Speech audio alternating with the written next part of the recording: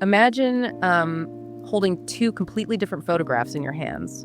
In your left hand, there is a painting of a classic 16th century maritime powerhouse. We are talking wooden galleons, tight cobblestone streets, wealthy merchants wearing heavy velvet, and the bustling, chaotic European port. And then in your right hand, you have a photograph of a city that looks like a mathematician's fever dream. Yeah, a stark, hyper-modern grid of reinforced concrete.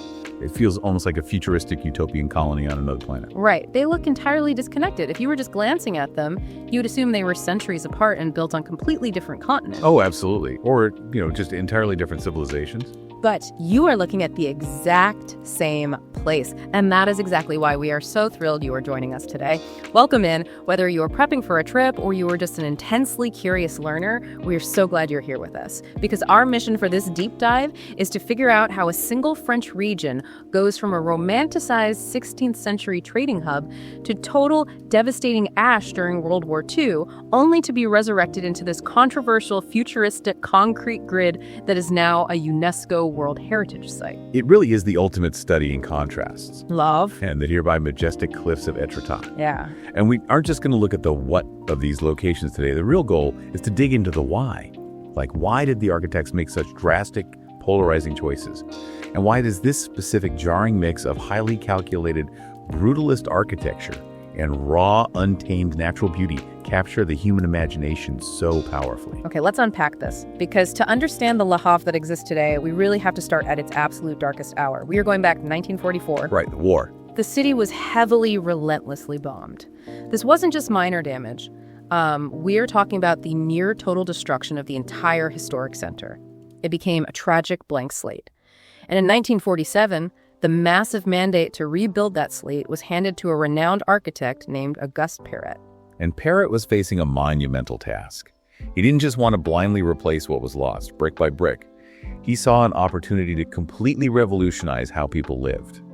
He practiced a style known as structural classicism. Structural classicism, what does that actually look like on the ground? Well, in simple terms, he used raw, modern materials, specifically reinforced concrete, but he applied the highly balanced, symmetrical, and rational proportions you would expect to see in, like, an ancient Greek temple. Oh, wow. Yeah, he took this massive, devastated area and applied a strict, unyielding mathematical rule to the entire city plan, a 6.24-meter grid. A 6.24-meter grid. Whenever I try to visualize this, I can't stop picturing a massive Lego base plate. A Lego base plate? Yeah.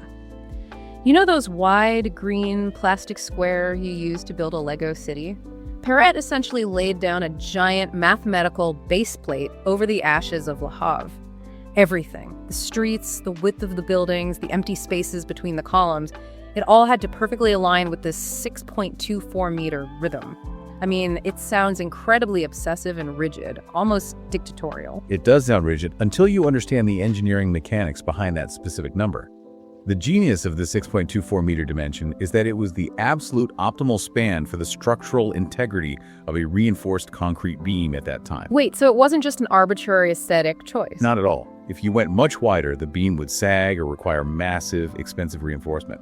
By placing the load-bearing columns exactly 6.24 meters apart, Perret pushed all the heavy structural support to the outside perimeter of the building. Which fundamentally changes the inside of the building, because the interior walls no longer have to hold the ceiling up. They become completely optional. Precisely. Hey. It freed up the interior space completely. But we have to consider the intense psychological reality of the people of Le Havre in 1947. Right, the trauma. Exactly.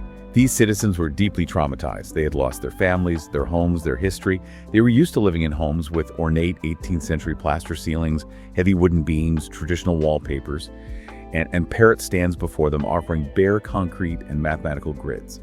It was a massive psychological hurdle. I imagine it was an incredibly hard sell. I mean, how do you convince a grieving population that living inside a concrete mathematical equation is actually a utopian future? You have to physically show them. You build a showroom. They created the famous appartements témoins, or the show flats.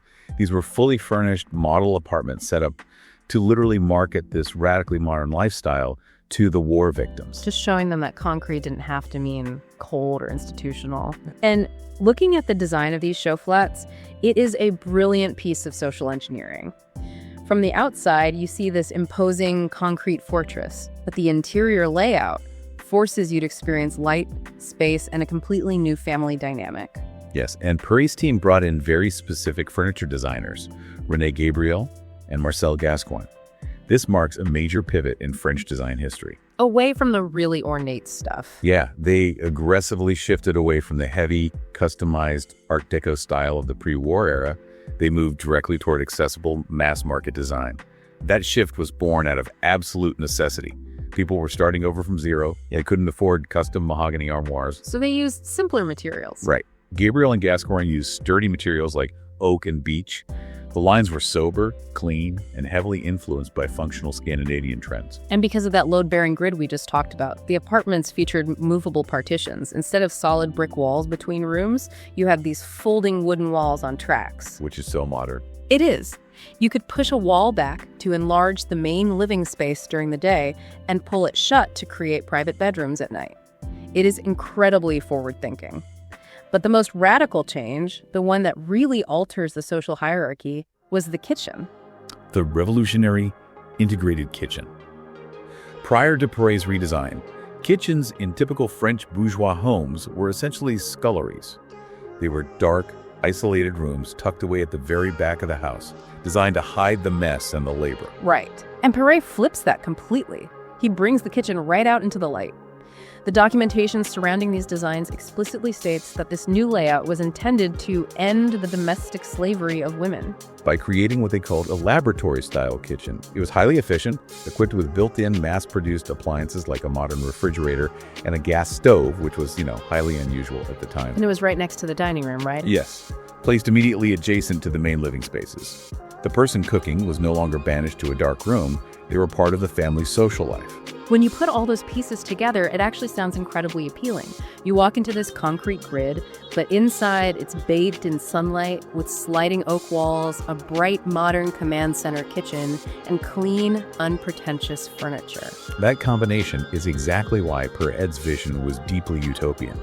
He wasn't just pouring concrete, he was attempting to democratize what he called the right to calm, sun, air, and space. Wow. Because before the devastation of the war, only the wealthy elite had spacious, sunlit apartments.